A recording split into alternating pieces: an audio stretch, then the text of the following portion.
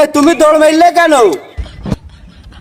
ওরে মাইকিং করে যার কথা বলছি এই তো সেই রবি মিয়া। তোমার তো দৌড় মারার কোনো কারণ নেই। ও লোক এসে তো আরো টাকা দিয়ে যাবে। এসো এসো এদিকে এসো এদিকে এসো এদিকে এসো। ভয় পাওয়ার কোনো কারণ নেই, চলে এসো চলে এসো চলে এসো। এসো এসো এসো চলে এসো চলে এসো। তুমি আমার ঘাড়ালা হয়ে যদি তুমি ভয়তে দৌড় মারো তাহলে তো আমারও দৌড় মারার লাইন করতে হবে, টাকা নেবো কানতে।